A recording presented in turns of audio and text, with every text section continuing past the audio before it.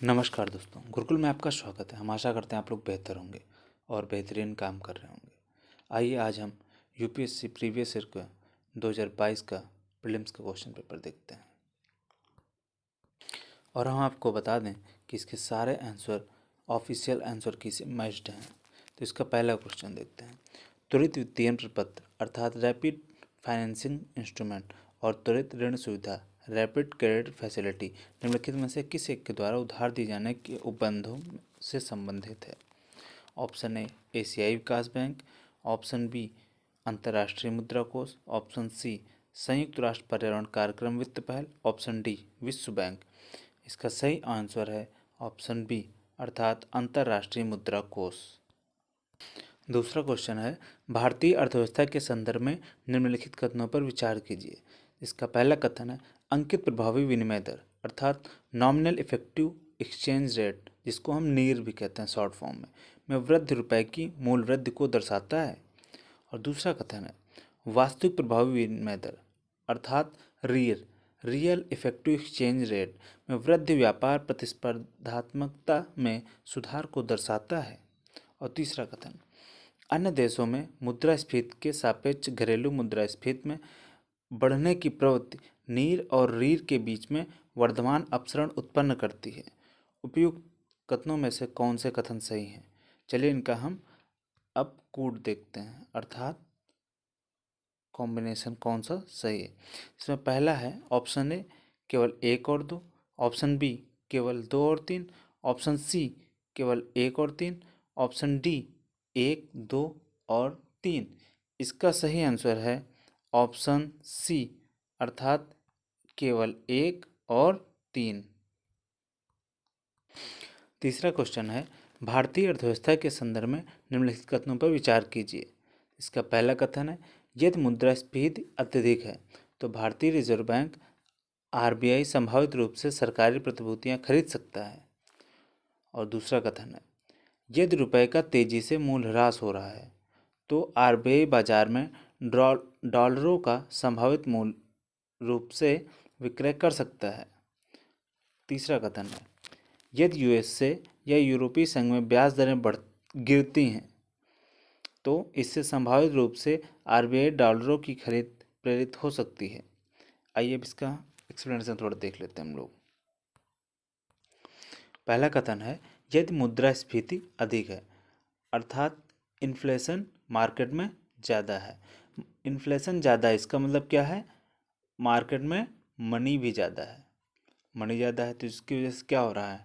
Demand ज़्यादा है और डिमांड ज़्यादा है तो फिर क्या होगा? सप्लाई कम हो रही है, कम होगी तभी तो इन्फ्लेशन है। तो अब अगर आरबीआई सरकारी प्रतिभूतियां खरीद रहा है, अगर आरबीआई गवर्नमेंट सिक्योरिटीज़ खरीद रहा है तो फिर से क्या होगा? गवर्नमेंट सिक्योरिटीज़ खरीद रहा है तो इससे क्या होगा?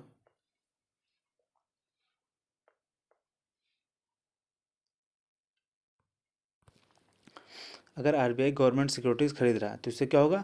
आरबीआई का पैसा फिर से मार्केट में जाएगा अर्थात इन्फ्लेशन और ज़्यादा बढ़ेगा। तो पहला ऑप्शन क्या हो जाएगा? गलत। दूसरा क्या है? दूसरा है, यदि रुपये तेज़ी से मूल्य ह्रास हो रहा है रुपये का तो आरबीआई बाजार में डॉलरों का संभावित रूप से विक्रय कर सकता है। दूसरा ऑप्शन देखते हैं। चलिए, मूल्य ह्रास को कम करने के लिए आरबीआई क्या करेगा? बाजार से रुपए को कम करने की कोशिश करेगा। तो इसके लिए क्या करेगा? वो डॉलरों को बेचेगा। तो इससे क्या होगा? आर जो डॉलर होंगे वो कहाँ पे जाएंगे? वो मार्केट में जाएंगे और जो रुपया होगा वो आरबीआई के पास जाएगा। दूसरा ऑप्शन भी सही है। तीसरा है, यदि यूएसए या यूरोपीय संघ में ब्याज दरें गिरती हैं तो इससे संभावित रूप से आरबीआई की डॉलरों की खरीद प्रेरित हो सकती है। तीसरा भी ऑप्शन सही है।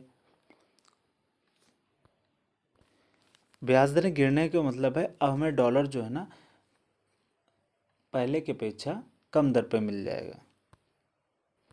तो इसका सही ऑप्शन है ऑप्शन बी 2 और 3।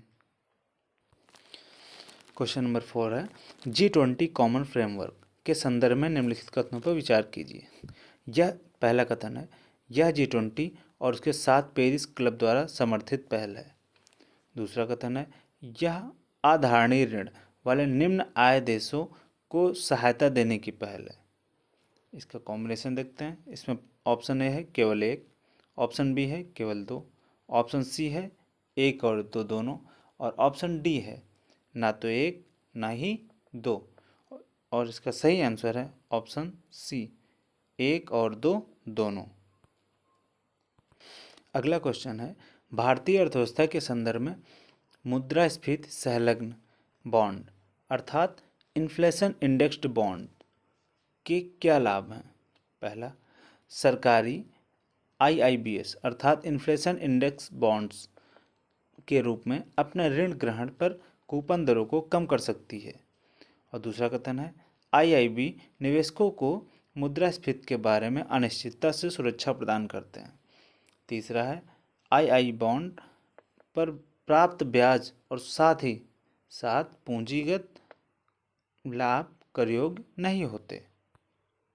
उपयुक्त कथनों में से कौन से कथन सही हैं? इनका कॉम्बिनेशन है ऑप्शन ए केवल एक और दो, ऑप्शन बी केवल दो और तीन, ऑप्शन सी केवल एक और तीन, ऑप्शन डी एक दो और तीन। इसका सही ऑप्शन है ऑप्शन ए केवल एक और दो। अगला क्वेश्चन है, भारत में कार्य कर रही विदेशी स्वामित्व की वाणिज्यिक फर्मों के संदर्भ में निम्नलिखित कथनों में कौन सा ऐसे सही है? पहला कथन है, अपने प्लेटफॉर्मों को बाजार स्थान के रूप में प्रस्तुत करने के अतिरिक्त वे स्वयं अपने माल का विक्रय भी कर सकते हैं। दूसरा, वे अपने प्लेटफॉर्मों पर किस अंश तक बड़े विक्रेताओं को स्वीकार कर सकते हैं, यह सीमित है। इसका कॉम्बिनेशन क्या है? ऑप्शन ए केवल एक, ऑप्शन बी केवल दो, ऑप्शन सी एक और दो दोनों, ऑप्शन डी ना तो एक ना ही दो। और इसका सही ऑप्शन है ऑप्शन डी, ना तो एक और ना ही दो। क्वेश्चन नंबर 7, निम्नलिखित में से कौन कौन से कार्यकलाप अर्थव्यवस्था में वास्तविक क्षेत्र अर्थात रियल सेक्टर का निर्माण करते हैं? पहला, किसानों का अपनी फसलों का काटना। दूसरा, कपड़ा मिलों का कच्चे कपास को कपड़े में बदलना। तीसरा, किसी वाणिज्यिक बैंक का किसी व्यापारी बैंक को धनराशि उधार देना। चौथा, किसी कॉरपोरेट निकाय का विदेश में रुपया अंकित मूल्य के बॉन्ड जारी करना। इन चारों ऑप्शनों में से कौन से रियल सेक्टर अर्थात वास्तविक क्षेत्र का निर्माण करते हैं? इनका कॉम्बिनेशन है ऑप्शन ए केवल एक और दो, ऑप्शन बी दो तीन और चार, ऑप्शन सी एक तीन और चार, ऑप्शन डी एक दो तीन चार। इसका सही ऑप्शन है ए अर्थात केवल एक और दो। क्वेश्चन नंबर 8, भारत के संदर्भ में हाल ही में जनसंचार माध्यमों में अक्सर चर्चित अप्रत्यक्ष अंतरण को निम्नलिखित में कौन सी एक स्थिति सर्वोत्तम रूप से प्रतिबिंबित करती है? ऑप्शन ए, कोई भी भारतीय कंपनी जिससे किसी विदेशी उद्यम में निवेश किया हो और अपने निवेश पर मिलने वाले लाभ पर उस बाहरी देश को कर अदा करती हो।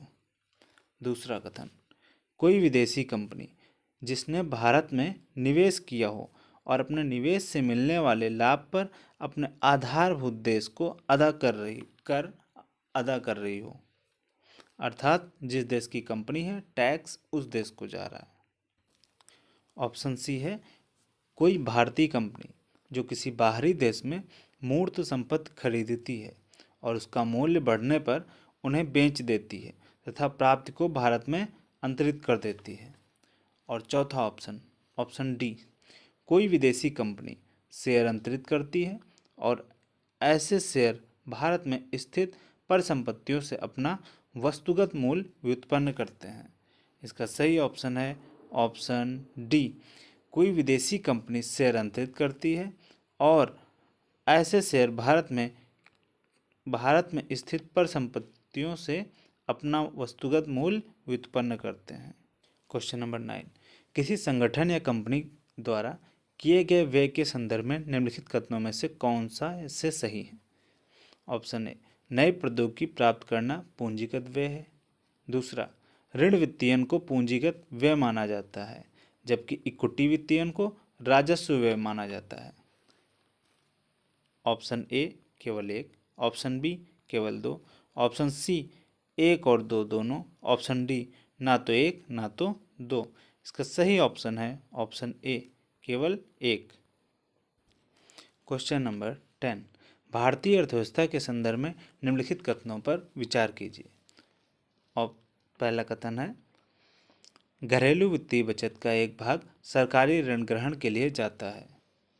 दूसरा, नीलामी में बाजार संबंधित दरों पर जारी दिनांकित प्रतिभूतियां आंतरिक ऋण का एक बड़ा घटक होती हैं। पहला कथन केवल एक, दूसरा केवल दो, तीसरा कथन है एक और दो दोनों, और चौथा है ना तो एक ना तो दो। इसमें सही है ऑप्शन सी एक और दो दोनों।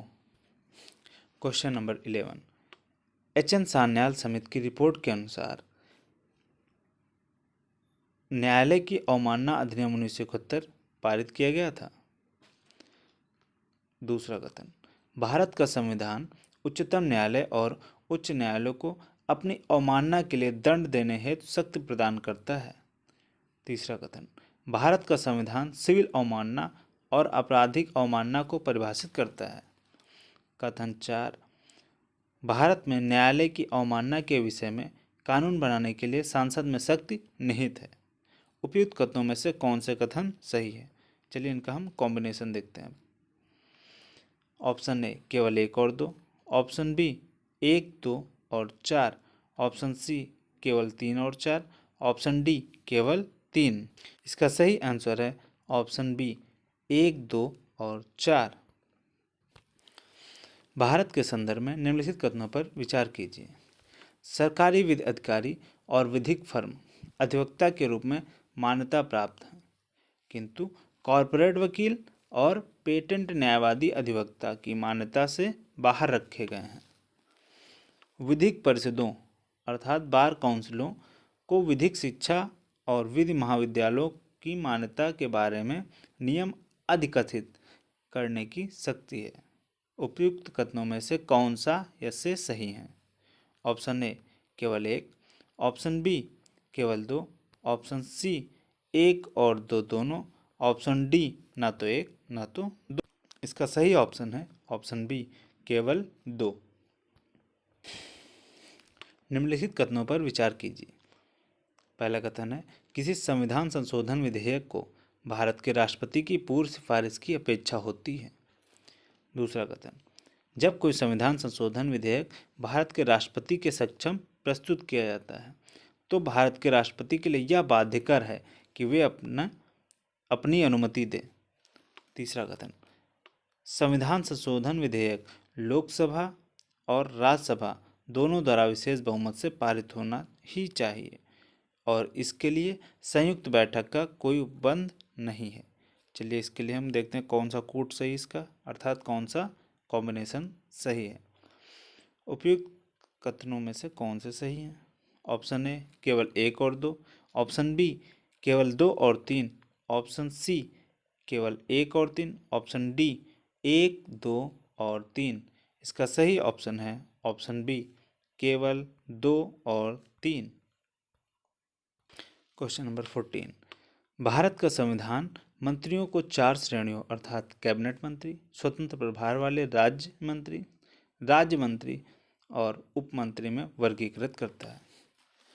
कथन 2 है, संघ सरकार में मंत्रियों की कुल संख्या प्रधानमंत्री को मिलाकर लोकसभा के कुल सदस्यों के 15% से अधिक नहीं होनी चाहिए। इसमें कौन सा सही है? ऑप्शन ए केवल एक, ऑप्शन बी केवल दो, ऑप्शन सी एक और दो दोनों, ऑप्शन डी ना तो एक ना ही दो। इसका सही ऑप्शन है ऑप्शन बी केवल दो। क्वेश्चन नंबर 15, निम्नलिखित में कौन सी लोकसभा की अनन्य शक्तियां हैं? पहला, आपात की उद्घोषणा का अनुसमर्थन करना। दूसरा, मंत्रिपरिषद के विरुद्ध अविश्वास प्रस्ताव पारित करना। तीसरा, भारत के राष्ट्रपति पर महाभियोग चलाना। इसका सही ऑप्शन कौन सा ये बताना है। ऑप्शन ए केवल एक और दो, ऑप्शन बी केवल दो, ऑप्शन सी 1 और 3, ऑप्शन डी है केवल 3। इसका सही ऑप्शन है ऑप्शन बी केवल 2। भारत में दल विरोधी कानून के संदर्भ में निम्नलिखित कथनों पर विचार कीजिए। यह कानून निर्दिष्ट करता है कि कोई नाम निर्दिष्ट विधायक सदन में नियुक्त होने के 6 मास के अंदर किसी राजनीतिक दल में शामिल नहीं हो सकता है। और दूसरा कथन है, यह कानून कोई समयावधि नहीं देता जिसके अंदर पीठासीन अधिकारी को दल बदल मामला विनिश्चित करना होता है। इसका ऑप्शन है ऑप्शन ए केवल 1, ऑप्शन बी केवल 2, ऑप्शन सी 1 और 2 दोनों, ऑप्शन डी ना तो 1 ना ही 2। और इसका सही ऑप्शन है ऑप्शन बी केवल 2। अगला क्वेश्चन है, भारत के न्यायालयों द्वारा जारी रिटों के संदर्भ में किसी प्राइवेट संगठन के विरुद्ध जब तक कि उसको कोई सार्वजनिक कार्य नहीं सौंपा गया हो, परमादेश अर्थात मैंडेमस नहीं होगा। दूसरा कथन, किसी कंपनी के विरुद्ध भले ही कोई सरकारी कंपनी हो, परमादेश नहीं होगा। तीसरा कथन, कोई भी लोक प्रवण व्यक्ति, पब्लिक माइंडेड पर्सन, अधिकार परीक्षा को वारंटो रिट प्राप्त करने हेतु न्यायालय में समावेदन करने के लिए याचिए पिटिशनर हो सकता है। उपयुक्त कथनों में से कौन से कथन सही हैं? ऑप्शन ए केवल 1 और 2, ऑप्शन बी केवल 2 और 3, ऑप्शन सी केवल 1 और 3, ऑप्शन डी 1, 2 और 3। इसका सही ऑप्शन है ऑप्शन डी 1, 2 और 3। Question number 19, Ayushman Bharat digital mission के संदर्भ में पहला कथन है, प्राइवेट अस्पतालों और सरकारी अस्पतालों को इसे अवश्य अपनाना चाहिए। दूसरा कथन, चूंकि इसका लक्ष्य स्वास्थ्य की सार्वजनिक व्याप्ति है, अंततोगत्वा भारत के हर नागरिक को इसका हिस्सा हो जाना चाहिए। तीसरा कथन, यह पूरे देश में निर्बाध रूप से लागू किया जा सकता है। इसका ऑप्शन ए केवल 1 और 2, ऑप्शन बी केवल 3, ऑप्शन सी केवल 1 और 3, ऑप्शन डी 1, 2 और 3। इसका सही ऑप्शन है ऑप्शन बी केवल 3। यह पूरे देश में निर्बाध रूप से लागू किया जा सकता है। क्वेश्चन नंबर 20, लोकसभा के उपाध्यक्ष के संदर्भ में निम्नलिखित कथनों पर विचार कीजिए। लोकसभा के कार्य पद्धति और कार्य संचालन नियमों के अनुसार उपाध्यक्ष का निर्वाचन उस तारीख को होगा जो अध्यक्ष नियत करेगा। दूसरा कथन, यह आज्ञापत्र उपबंध है कि लोकसभा के उपाध्यक्ष के रूप में किसी प्रतियोगी का निर्वाचन या तो मुख्य विपक्षी दल से या शासक दल से होगा। तीसरा कथन, सदन की बैठक की अध्यक्षता करते समय उपाध्यक्ष की शक्ति वैसी ही होती है जैसे कि अध्यक्ष की, और उसके विनिर्णयों के विरुद्ध कोई भी अपील नहीं हो सकती। चौथा कथन, उपाध्यक्ष की नियुक्ति के बारे में सुस्थापित संसदीय पद्धति यह है कि प्रस्ताव अध्यक्ष द्वारा रखा जाता है और प्रधानमंत्री द्वारा विधिवत समर्थित होता है। ऑप्शन ए है केवल 1 और 3, ऑप्शन बी है 1, 2 और 3, ऑप्शन सी है केवल 3 और 4, ऑप्शन डी है केवल 2 और 4। इसका सही ऑप्शन है ऑप्शन ए केवल 1 और 3। क्वेश्चन नंबर 21, निम्नलिखित फसलों में कौन सी एक मेथेन और नाइट्रस ऑक्साइड दोनों का सर्वाधिक महत्वपूर्ण मनोभवी स्रोत है? ऑप्शन ए कपास, ऑप्शन बी धान, ऑप्शन सी गन्ना, ऑप्शन डी गेहूं। अब मेथेन और नाइट्रस ऑक्साइड, हम सबको पता है कि धान की खेती के लिए पानी की बहुत अधिक मात्रा की आवश्यकता होती है, तो मेथेन का स्रोत भी यहीं से होगा, ऑप्शन बी।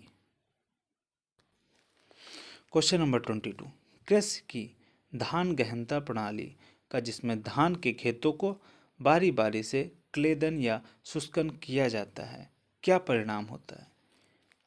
पहला कथन है बीज की कम आवश्यकता, दूसरा कथन है मेथेन का कम उत्पादन, तीसरा कथन है बिजली की कम खपत। इसके कूट क्या है? ऑप्शन ए केवल 1 और 2, ऑप्शन बी केवल 2 और 3, ऑप्शन सी केवल 1 और 3, ऑप्शन डी 1, 2 और 3। इसका सही ऑप्शन है ऑप्शन डी 1, 2 और 3। Question number 23। पश्चिम अफ्रीका की निम्नलिखित झीलों में कौन सी एक सूख कर मरुस्थल में बदल गई है? Option A lake Victoria, option B lake Faguibine, option C lake Oguta, option D lake Volta. इसका सही ऑप्शन है option B lake Faguibine. Question number 24। दक्षिण भारत की गंडीकोटा घाटी अर्थात कैन्यन निम्नलिखित नदियों में से किस एक से निर्मित हुई है? Option A Kaveri, option B Manjira, option C Pennar, option D Tungabhadra. इसका सही ऑप्शन है सी पेन्नार।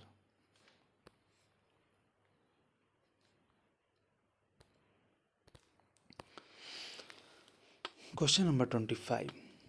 इधर हमें शिखर दिए गए, इधर पर्वत अर्थात उनकी चोटी।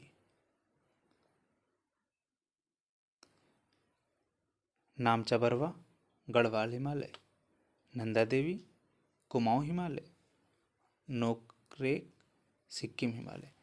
निम्नलिखित उपयुक्त युग्मों में कौन से सही सुमेलित हैं? ऑप्शन ए केवल 1 और 2, ऑप्शन बी केवल 2, ऑप्शन सी 1 और 3, ऑप्शन डी केवल 3। इसका सही ऑप्शन है ऑप्शन बी अर्थात केवल 2। नंदा देवी कहाँ पे है? कुमाऊं हिमालय में। Question number 26। अक्सर समाचारों में सुनाई देने वाला शब्द लीवैंड मोटे तौर पर निम्नलिखित में से किस क्षेत्र से संगत है?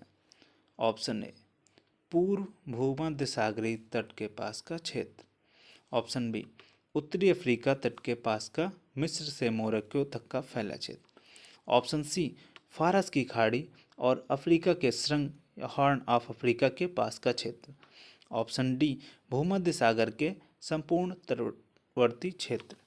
इसका सही ऑप्शन है ऑप्शन ए पूर्ववर्ती भूमध्य सागरीय पूर्वी भूमध्य सागरीय तट के पास का क्षेत्र। Question number 27। निम्नलिखित देशों पर विचार कीजिए। अजरबैजान, किर्गिस्तान, तजाकिस्तान, तुर्कमेनिस्तान और उज्बेकिस्तान। उपयुक्त में से किनकी सीमाएं अफगानिस्तान के साथ लगती हैं? ऑप्शन ए केवल 1, 2, 5, ऑप्शन बी 1, 2, 3 और 4, ऑप्शन सी केवल 3, 4 और 5, ऑप्शन डी 1, 2, 3, 4, 5। इसका सही ऑप्शन है ऑप्शन सी केवल 3, 4, 5। Question number 28। भारत के संदर्भ में निम्नलिखित कथनों पर विचार कीजिए। मोनाजाइट दुर्लभ मृदाओं का स्रोत है। मोनाजाइट में थोरियम होता है। भारत की समस्त तटवर्ती बालुकाओं में मोनाजाइट प्राकृतिक रूप में होता है। चौथा पॉइंट है भारत में केवल सरकारी निकाय ही मोनाजाइट संसाधित या निर्यात कर सकते हैं।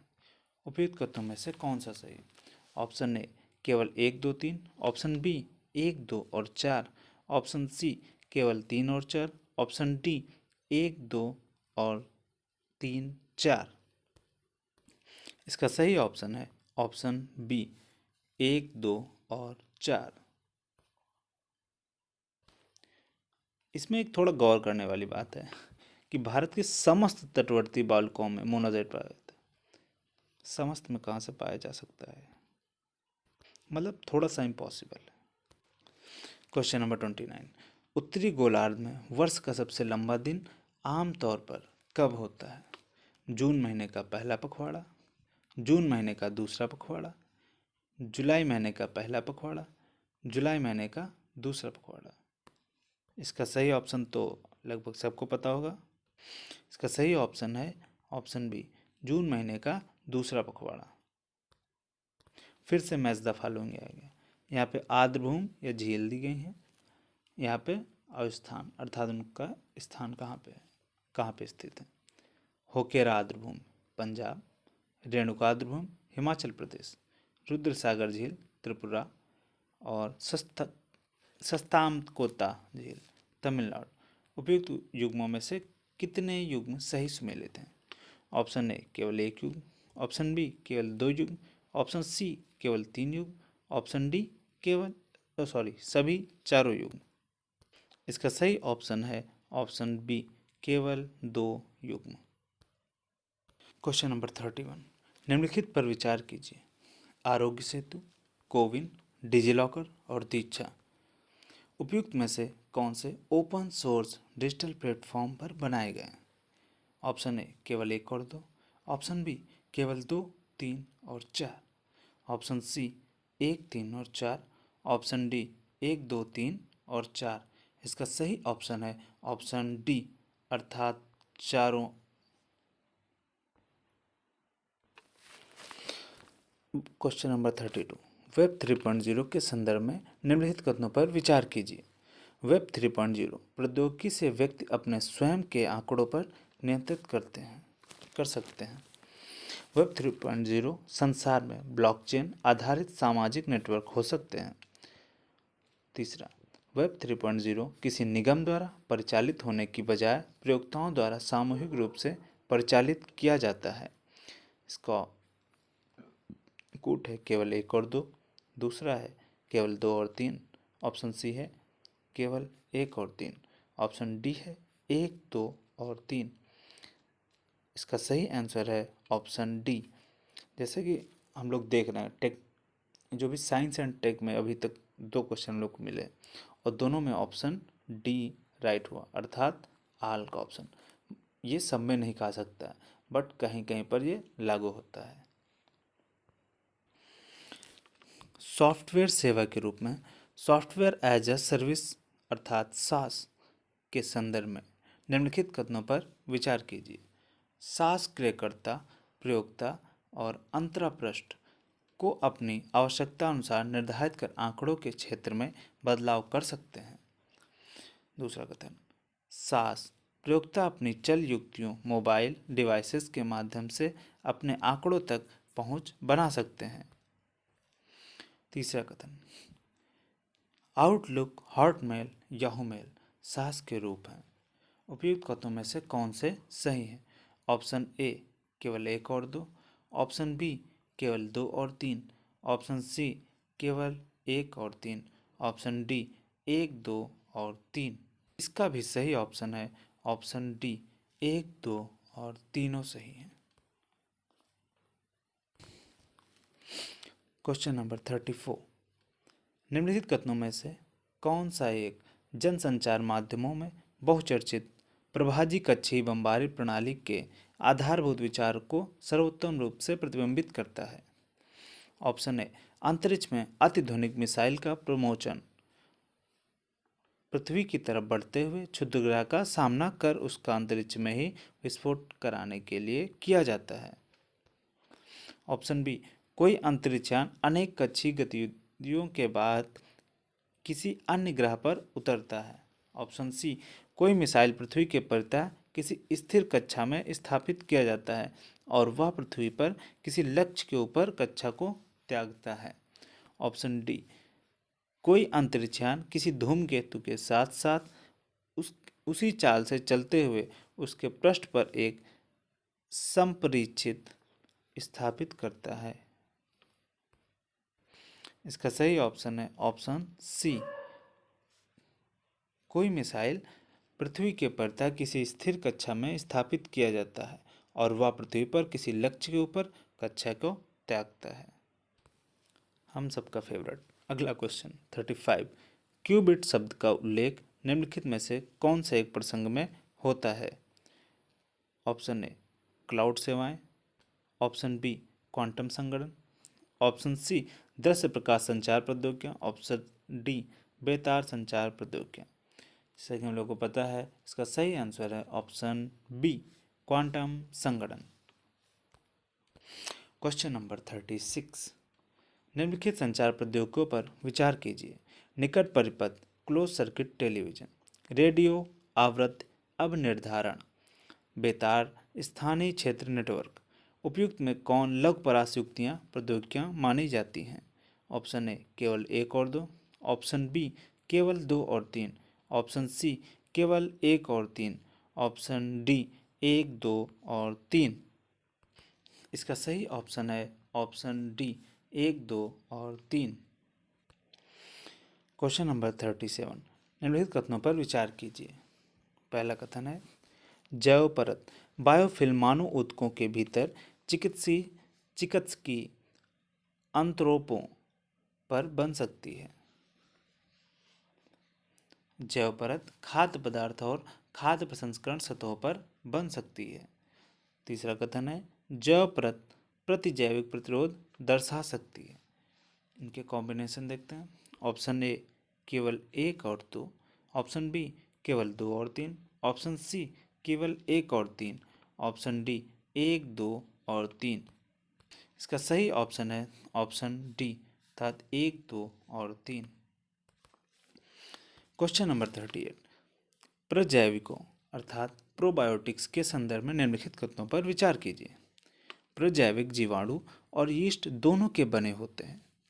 प्रजैविकों में जीव खाए जाने वाले खाद्य में होते हैं, किंतु वे नैसर्गिक रूप से हमारी आहार नली में नहीं पाए जाते हैं। प्रजैविक दुग्ध शर्कराओं के पाचन में सहायक हैं। सही है। उपयुक्त कथनों में से कौन से सही हैं? ऑप्शन ए केवल 1, ऑप्शन बी केवल 2, ऑप्शन सी 1 और 3, ऑप्शन डी 2 और 3। इसका सही ऑप्शन है ऑप्शन सी 1 और 3। अगला क्वेश्चन, कोविड-19 विश्व महामारी को रोकने के लिए बनाई जा रही वैक्सीनों के प्रसंग में निम्नलिखित कथनों पर विचार कीजिए। भारतीय सीरम संस्थान ने mRNA प्लेटफॉर्म का प्रयोग कर कोविशील्ड नामक कोविड-19 वैक्सीन निर्मित की। स्पुतनिक वी वैक्सीन रोगवाहक वेक्टर आधारित प्लेटफॉर्म का प्रयोग कर बनाई गई है। तीसरा कथन है कोवैक्सीन एक निष्कृत रोगजनक आधारित वैक्सीन है। निम्नलिखित कथनों में से कौन से सही हैं? ऑप्शन ए केवल 1 और 2, ऑप्शन बी केवल 2 और 3, ऑप्शन सी केवल 1 और 3, ऑप्शन डी 1, 2 और 3। इसका सही ऑप्शन है ऑप्शन बी केवल 2 और 3। अगला क्वेश्चन, यदि कोई मुख्य सौर तूफान सौर प्रज्वाल पृथ्वी पर पहुंचता है तो पृथ्वी पर निम्नलिखित में कौन से संभव प्रभाव होंगे? पहला, जीपीएस और दिक् संचालन अर्थात नेविगेशन प्रणालियां विफल हो सकती हैं। दूसरा, विस्तृत क्षेत्रों में सुनामियां आ सकती हैं। तीसरा, बिजली ग्रिड क्षतिग्रस्त हो सकते हैं। चौथा, पृथ्वी के अधिकांश हिस्से पर तीव्र ध्रुवीय ज्योतियां घटित हो सकती हैं। पांचवा, ग्रह के अधिकांश हिस्से पर दावाग्नियां घटित हो सकती हैं। छठा, उपग्रहों की कक्षाएं विक्षुब्ध हो सकती हैं। सातवां, ध्रुवीय क्षेत्रों के ऊपर से उड़ते हुए वायुयान का लघु तरंग रेडियो का संचार बाधित हो सकता है। दिए गए कूट का प्रयोग कर सही उत्तर चुनिए। ऑप्शन ए केवल 1, 2, 4, 5, ऑप्शन बी 2, 3, 5, 6, 7, ऑप्शन सी 1, 3, 4, 6 और 7, ऑप्शन डी 1, 2, 3, 4, 5, 6 और 7। का सही ऑप्शन है ऑप्शन सी केवल 1, 3, 4, 6 और 7। पांचवा ऑप्शन गलत है, अर्थात ग्रह के अधिकांश हिस्से पर दावाग्नियां घटित नहीं होंगी। क्वेश्चन नंबर 41, जलवायु कार्रवाई ट्रैकर अर्थात क्लाइमेट एक्शन ट्रैकर जो विभिन्न देशों के उत्सर्जन अपचयन के लिए दिए गए वचनों की निगरानी करता है, क्या है? ऑप्शन ए अनुसंधान संगठनों के गठबंधन द्वारा निर्मित डेटाबेस, ऑप्शन बी जलवायु परिवर्तन के अंतर्राष्ट्रीय पैनल का स्कंध अर्थात विंग, ऑप्शन सी जलवायु परिवर्तन पर संयुक्त राष्ट्र ढांचा अभिसमय के अधीन समिति, ऑप्शन डी संयुक्त राष्ट्र पर पर्यावरण कार्यक्रम और विश्व बैंक द्वारा संवर्धित वित्त पोषक एजेंसी। इसका सही ऑप्शन है ऑप्शन ए अर्थात अनुसंधान संगठनों के गठबंधन द्वारा निर्मित डेटाबेस। क्वेश्चन नंबर 42 है, पहला कथन जलवायु समूह अर्थात द क्लाइमेट ग्रुप एक अंतर्राष्ट्रीय गैर लाभकारी संगठन है जो बड़े नेटवर्क बनाकर जलवायु क्रिया को प्रेरित करता है और उन्हें चलाता है। दूसरा कथन है, अंतर्राष्ट्रीय ऊर्जा एजेंसी ने जलवायु समूह की भागीदारी में एक वैश्विक पहल अर्थात EP100 प्रारंभ की है। तीसरा कथन, EP100 ऊर्जा दक्षता में नवप्रवर्तन को प्रेरित करने एवं उत्सर्जन न्यूनीकरण लक्ष्यों को प्राप्त करते हुए प्रतिस्पर्धात्मकता बढ़ाने के लिए प्रतिबद्ध अग्रणी कंपनियों को साथ लाता है। चौथा, कुछ भारतीय कंपनियां EP100 की सदस्य हैं। पांचवा, अंतर्राष्ट्रीय ऊर्जा एजेंसी अंडर टू कोएलिशन सचिवालय है। इसका कथन देख लेते हैं। Option A 1 2 4 5, option B 1 3 4, option C है केवल 2 3 और 5 और ऑप्शन डी है 1 2 3 4 5। इसका सही ऑप्शन है ऑप्शन बी केवल 1 3 और 4। क्वेश्चन नंबर 43, यदि वर्षावन और उष्णकटिबंधीय वन पृथ्वी के फेफड़े हैं तो निश्चित ही आर्द्रभूमियां इनके गुर्दों की तरह काम करती हैं। निम्नलिखित कथनों में आर्द्रभूमियों का कौन सा एक कार्य उपयुक्त कथन को सर्वोत्तम रूप से प्रतिबिंबित करता है? आर्द्रभूमियों के जल चक्र में सतही अपवाह, अमृदा अंतःस्रवण और वाष्पन शामिल होते हैं। शैवालों से वह पोषक आधार बनता है जिस पर मत्स्य परुष्कवची अर्थात क्रेस्टेशियाई, मृदुकवची अर्थात मोलस्क, पक्षी, सरीसृप और स्तनधारी फलते फूलते हैं। ऑप्शन सी, आर्द्रभूमियां अवसाद संतुलन और मृदा स्थिरीकरण बनाए रखने में महत्वपूर्ण भूमिका निभाती हैं। ऑप्शन डी, जलीय पादप भारी धातुओं और पोषकों के आधिक्य को अवशोषित कर लेते हैं। इसका सही ऑप्शन है ऑप्शन डी, जलीय पादप भारी धातुओं और पोषकों के आधिक्य को अवशोषित कर लेते हैं। क्वेश्चन नंबर 44, WHO के वायु गुणवत्ता दिशा निर्देशों के संदर्भ में निम्नलिखित कथनों पर विचार कीजिए। पहला है PM 2.5 24 घंटा माध्य 15 μg पर metre cube, 15 microgram metre cube अर्थात 15 माइक्रोग्राम घन मीटर से अधिक नहीं बढ़ना चाहिए। और PM 2.5 का वार्षिक माध्य 5 माइक्रोग्राम घन मीटर से अधिक नहीं बढ़ना चाहिए। दूसरा कथन है, किसी वर्ष में ओजोन प्रदूषण के उच्चतम स्तर प्रतिकूल मौसम के दौरान होते हैं। तीसरा कथन, PM10 फेफड़ों के अवरोध का वेधन कर रक्त प्रवाह में प्रवेश कर सकता है। चौथा कथन, वायु में अत्यधिक ओजोन दमा को उत्पन्न कर सकती है। उपयुक्त कथनों में से कौन से सही हैं? ऑप्शन ए केवल 1 3 और 4, ऑप्शन बी केवल 1 और 4, ऑप्शन सी 2 3 और 4, ऑप्शन डी केवल 1 और 2। इसका सही ऑप्शन है ऑप्शन बी केवल 1 और 4। क्वेश्चन नंबर 45, कभी कभी समाचारों में उल्लिखित गुच्छे के संदर्भ में निम्नलिखित कथनों पर विचार कीजिए। पहला कथन है, यह एक कवक है। दूसरा कथन, यह कुछ हिमालयी वन क्षेत्रों में उगती है। तीसरा कथन, यह उत्तर पूर्वी भारत के हिमालय की तलहटी में इसकी वाणिज्यिक रूप से खेती की जाती है। उपयुक्त कथनों में से कौन सा सही है? ये कौन से सही हैं? ऑप्शन ए केवल 1, ऑप्शन बी केवल 3, ऑप्शन सी 1 और 2, ऑप्शन डी कि 2 और 3। इसका सही ऑप्शन है ऑप्शन सी केवल 1 और 2। क्वेश्चन नंबर 46, पॉलीएथिलीन टेरेफ्लेट के संदर्भ में जिसका हमारे दैनिक जीवन में बहुत व्यापक उपयोग है, निम्नलिखित कथनों पर विचार कीजिए। इसके तंतुओं को ऊन और कपास के तंतुओं के साथ उनके गुणधर्मों को प्रबलित करने हेतु सम्मिश्रित किया जा सकता है। दूसरा कथन है, इससे बने पात्रों को किसी भी मादक पेय को रखने के लिए उपयोग किया जा सकता है। तीसरा कथन है, इससे बनी बोतलों का पुनर्चक्रण या अर्थात रिसाइकलिंग कर उसे अन्य उत्पाद बनाए जा सकते हैं। चौथा कथन, इससे बनी वस्तुओं का भस्मीकरण द्वारा बिना ग्रीन हाउस गैस उत्सर्जन किए आसानी से निपटान किया जा सकता है।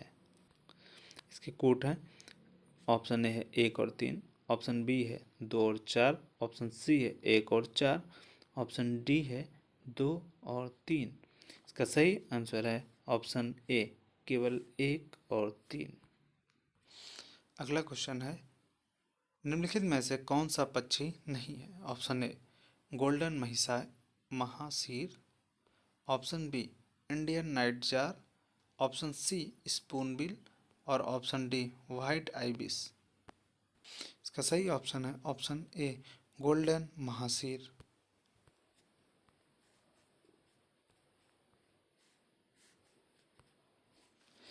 क्वेश्चन नंबर 48, निम्नलिखित में कौन से नाइट्रोजन यौगीकरण पादप हैं? पहला है अल्फाल्फा, दूसरा है चौलाई अमरंथ, तीसरा है चना चिकपी, चौथा है तिपतिया घास क्लोवर, पांचवा है कुल्फा पर्सलेन, छठा है पालक। नीचे दिए गए कोड का प्रयोग कर सही उत्तर चुनिए। ऑप्शन ए केवल 1, 3 और 4, ऑप्शन बी केवल 1, 3, 5 और 6, ऑप्शन सी केवल 2, 4, 5 और 6, ऑप्शन डी 1, 2, 4, 5 और 6। इसका सही आंसर है 48 का ए आंसर सही है, अर्थात 1, 3 और 4 अल्फाल्फा, चना चिकपी एंड तिपतिया घास क्लोवर। क्वेश्चन नंबर 49, निम्नलिखित स्थितियों में से किस एक में जैव सेल प्रौद्योगिकी बायोरॉक टेक्नोलॉजी की बातें होती हैं? ऑप्शन ए क्षतिग्रस्त प्रवाल भित्तियों अर्थात कोरल रीफ्स की बहाली, ऑप्शन बी पादप अवशिष्टों का प्रयोग कर भवन निर्माण सामग्री का विकास, ऑप्शन सी सेल गैस के अन्वेषण निष्कर्षण के लिए क्षेत्रों की पहचान करना, ऑप्शन डी वनों संरक्षित क्षेत्रों में जंगली पशुओं के लिए लवण लेहिकाएं साल्ट लिक्स उपलब्ध कराना।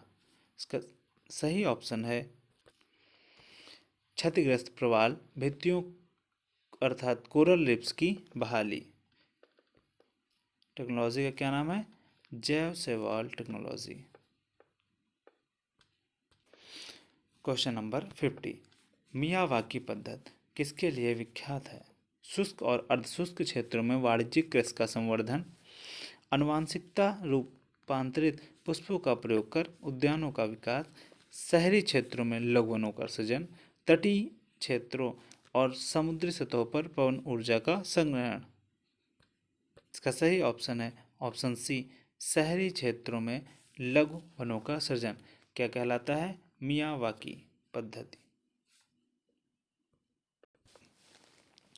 अगला क्वेश्चन है, भारत सरकार अधिनियम 1919 में प्रांतीय सरकार के कार्य आरक्षित, रिजर्व्ड और अंतरित ट्रांसफर्ड विषयों के अंतर्गत बांटे गए थे। निम्नलिखित में कौन से आरक्षित विषय माने गए थे? पहला न्याय प्रशासन, दूसरा स्थानीय शासन, तीसरा भू राजस्व, चौथा पुलिस। उपयुक्त कोड का प्रयोग कर सही आंसर बताइए। ऑप्शन ए 1, 2 और 3, ऑप्शन बी 2, 3 और 4, ऑप्शन सी 1, 3 और 4, ऑप्शन डी 1, 2 और 4। इसका सही आंसर है ऑप्शन सी 1, 3 और 4, अर्थात आरक्षित विषय में न्याय प्रशासन था और भू राजस्व था और पुलिस, स्थानीय स्वशासन, ये प्रांतीय सरकारों को हस्तांतरित कर दिया गया था। मध्यकालीन भारत में शब्द फड़म किससे निर्दिष्ट करता है?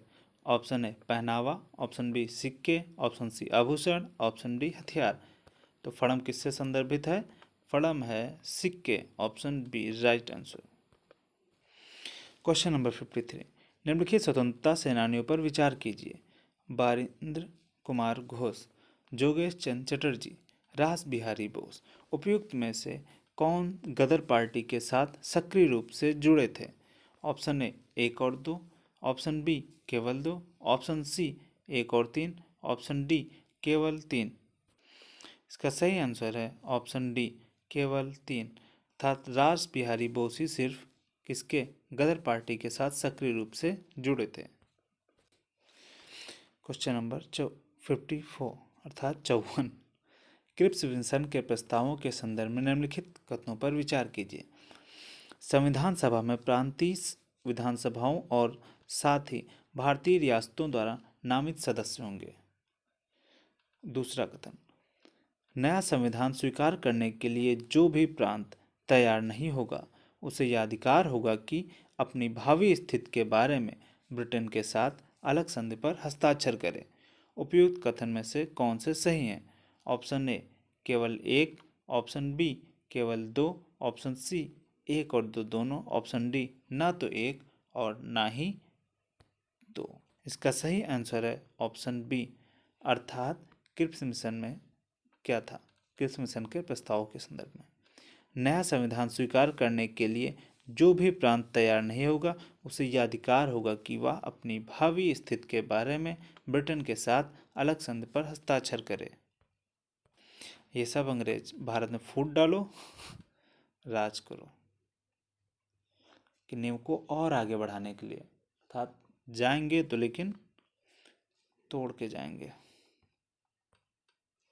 55 भारतीय इतिहास के संदर्भ में निम्नलिखित मूल ग्रंथों पर विचार कीजिए।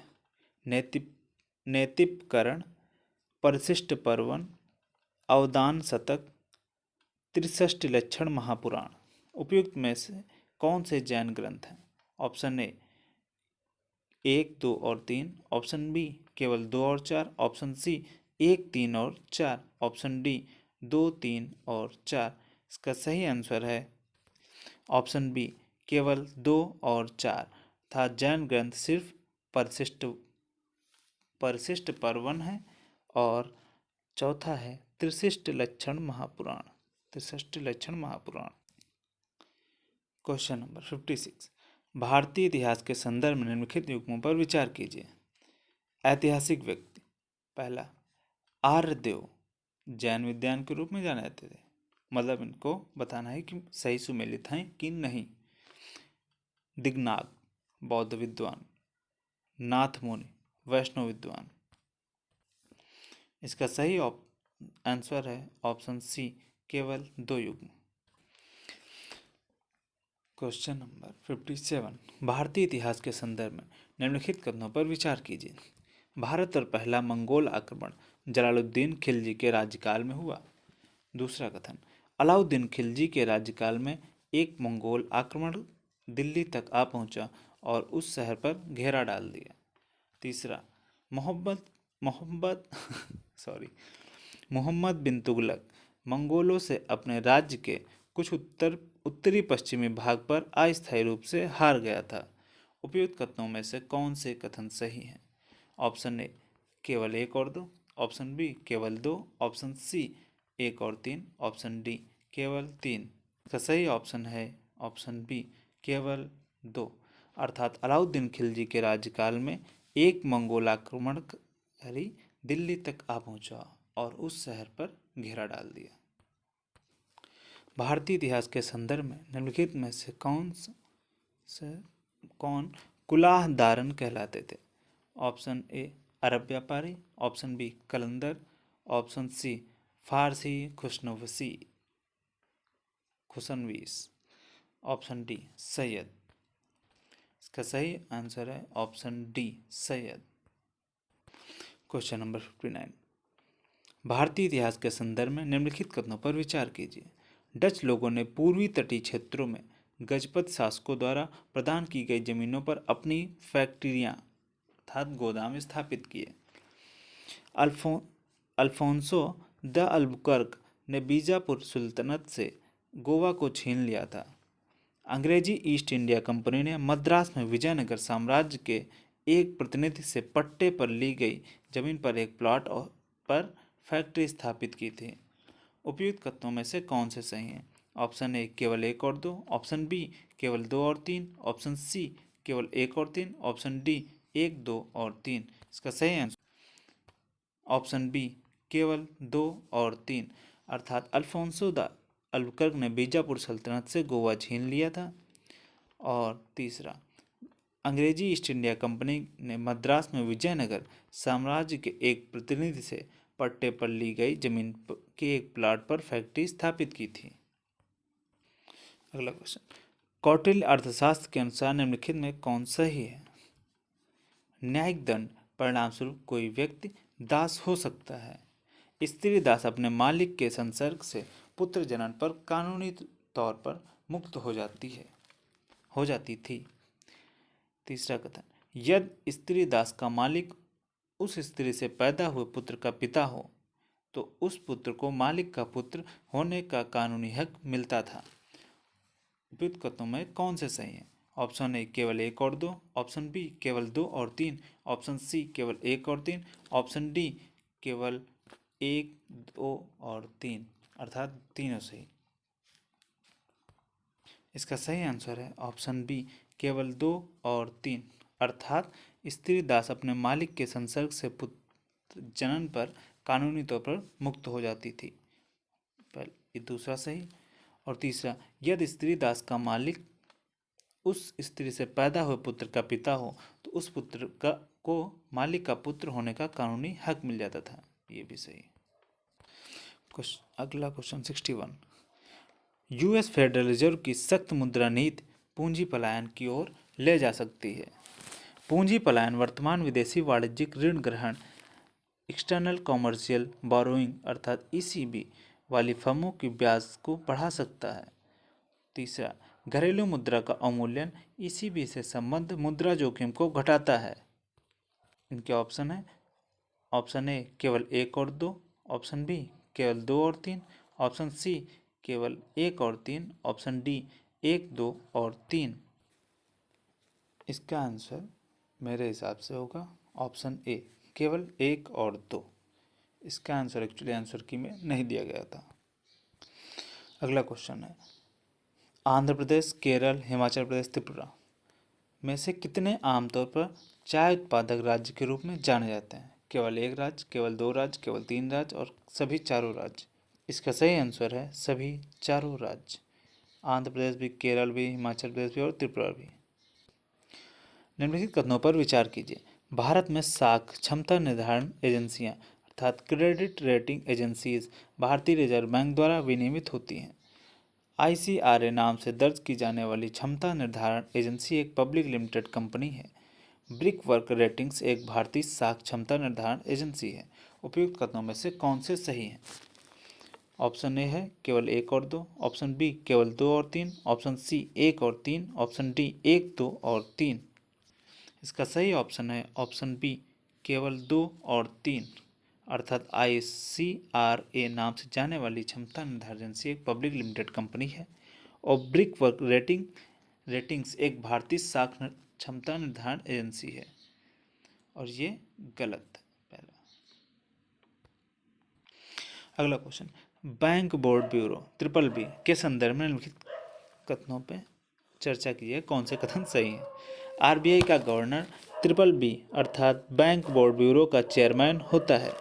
दूसरा कथन, BBB अर्थात बैंक बोर्ड ब्यूरो सार्वजनिक क्षेत्र बैंकों के अध्यक्षों के चयन के लिए संतुष्ट करता है।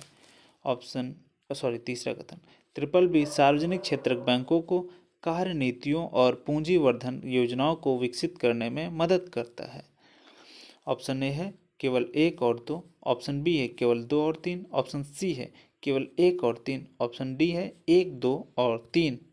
इसका सही आंसर है ऑप्शन बी केवल 2 और 3 अर्थात BBB सार्वजनिक क्षेत्र बैंकों के अध्यक्षों के चयन के लिए संतुष्टि करता है और BBB सार्वजनिक क्षेत्र बैंकों को कार्य नीतियों और पूंजी वर्धन योजनाओं को विकसित करने में मदद करता है, जबकि आरबीआई का गवर्नर जो BBB का चेयरमैन नहीं होता है। अगला क्वेश्चन है, परिवर्तनीय बॉन्ड के संदर्भ में निम्नलिखित कथनों पर विचार कीजिए। चूंकि बॉन्ड को इक्विटी के लिए बदलने का विकल्प है, परिवर्तनीय बॉन्ड अपेक्षाकृत कम ब्याज दर का भुगतान करते हैं। ये तो सही है।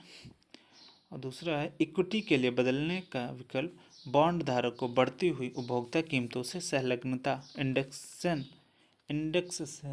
इंडेक्सेशन की मात्रा प्रदान करता है। ये दोनों सही है, तो इस हिसाब से ये भी सही, ये भी सही, इसका ऑप्शन सी सही होना चाहिए, जो कि सही है। अगला क्वेश्चन है एशियाई अवसंरचना निवेश bank, Asian infrastructure investment bank, और दूसरा प्रक्षेपास्त्र प्रौद्योगिकी नियंत्रण व्यवस्था, मिसाइल टेक्नोलॉजी कंट्रोल रिजीम, संघाई सहयोग संगठन, संघाई कोऑपरेशन ऑर्गेनाइजेशन। उपयुक्त में से भारत किनका सदस्य है? ऑप्शन ए केवल 1 और 2, ऑप्शन बी केवल 3, ऑप्शन सी है केवल 2 और 3, ऑप्शन डी है 1, 2 और 3। और जैसा कि हम जानते हैं एशियाई अवसंरचना निवेश बैंक, इसका भी भारत सदस्य है, और मिसाइल टेक्नोलॉजी कंट्रोल रिजीम इसका भी है, और संघाई का तो है ही, तो इसके लिए इसका आंसर हो जाता है डी। निम्नलिखित कथनों पर विचार कीजिए। हाल के वर्षों में वियतनाम विश्व में सबसे तेजी से बढ़ती हुई अर्थव्यवस्थाओं में से एक रहा है। वियतनाम का नेतृत्व बहुदलीय राजनीतिक प्रणाली के द्वारा होता है। वियतनाम का आर्थिक विकास विश्वव्यापी पूर्ति श्रृंखलाओं के साथ इसके एकीकरण और निर्यात पर मुख्य ध्यान से जुड़ा हो। चौथा कथन है लंबे समय से वियतनाम की निम्न श्रम लागतों और स्थिर विनिमय दरों ने वैश्विक निर्माताओं को आकर्षित किया है। पांचवा हिंद प्रशांत क्षेत्र का सर्वाधिक उत्पादक ई सेवा सेक्टर वियतनाम में है।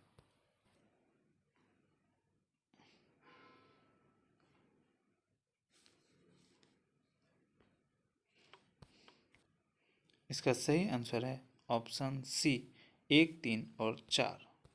क्वेश्चन नंबर 68 है भारत में निम्नलिखित में कौन मुद्रास्फीति को नियंत्रित कर कीमत स्थिरता बनाए रखने के लिए उत्तरदायी है? ऑप्शन ए उपभोक्ता मामले विभाग, ऑप्शन बी व्यय प्रबंधन आयोग, ऑप्शन सी वित्तीय स्थिरता और विकास परिषद, ऑप्शन डी भारतीय रिजर्व बैंक। अब ये तो गलती नहीं होनी चाहिए किसी से भी, ऑप्शन डी भारतीय reserve bank. Non fungible tokens के संदर्भ में निम्नलिखित कथनों पर विचार कीजिए। पहला, वे भौतिक परिसंपत्तियों के अंकीय निरूपण डिजिटल रिप्रेजेंटेशन को सुकर बनाते हैं। दूसरा, वे अनन्य क्रिप्टोग्राफिक टोकन्स हैं जो किसी ब्लॉकचेन में विद्यमान हैं। तीसरा, उनका तुल्यता पर व्यापार या विनिमय किया जा सकता है और इसलिए उनका वाणिज्यिक लेन देन के माध्यम के रूप में इस्तेमाल किया जा सकता है। पहला कथन है केवल 1 और 2, दूसरा है 2 और 3, तीसरा है 1 और 3, चौथा है 1, 2 और 3। इसका सही आंसर है ऑप्शन ए केवल 1 और 2।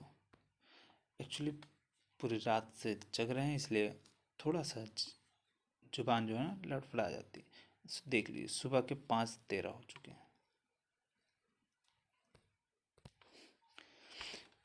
जलाशय और राज्य बताना कौन कहाँ पे है? घाट प्रभा अर्थात मतलब कौन से सही सुमेलित है? तेलंगाना, गांधी सागर, मध्य प्रदेश, इंदिरा सागर, आंध्र प्रदेश, मैथौन, छत्तीसगढ़। कितना सही सुमेलित हैं? केवल 3 सही सुमेलित हैं इसमें बस। भारत में निम्नलिखित में कौन एक उन फैक्ट्रियों में जिनमें कामगार नियुक्त हैं औद्योगिक विवादों समापनों छटनी और कामबंदी के विषय में सूचनाओं को संकलित करता है? ऑप्शन ए केंद्रीय सांख्यिकी कार्यालय, बी है उद्योग संवर्धन और आंतरिक व्यापार विभाग, सी श्रम ब्यूरो, डी राष्ट्रीय तकनीकी जनशक्ति सूचना प्रणाली। इसका सही आंसर है ऑप्शन सी श्रम ब्यूरो। अगला क्वेश्चन भारत में कोयला नियंत्रक संगठन कोल कंट्रोलर्स ऑर्गेनाइजेशन सीसीओ की क्या भूमिका है? सीसीओ भारत सरकार में कोयला सांख्यिकी का प्रमुख स्रोत है या बद्ध कोयला लिग्नाइट खंड के विकास की प्रगति का मॉनिटर करता है। तीसरा, यह कोयला युक्त क्षेत्रों के अधिग्रहण के संबंध में सरकार की अधिसूचना के प्रति किसी आपत्ति का अनुश्रवण करता है। चौथा, यह सुनिश्चित करता है कि कोयला खनन कंपनियां विहित समय में अंतिम उपभोक्ताओं को कोयला वितरण करें। इनमें ऑप्शन है option A 1, 2, 3, option B 3, 4, option C 1 और 2, ऑप्शन डी 1, 2 और 4। इसका सही आंसर है ऑप्शन ए 1, 2, 3। यदि किसी विशिष्ट क्षेत्र को भारत के संविधान की 5वीं अनुसूची के अधीन लाया जाए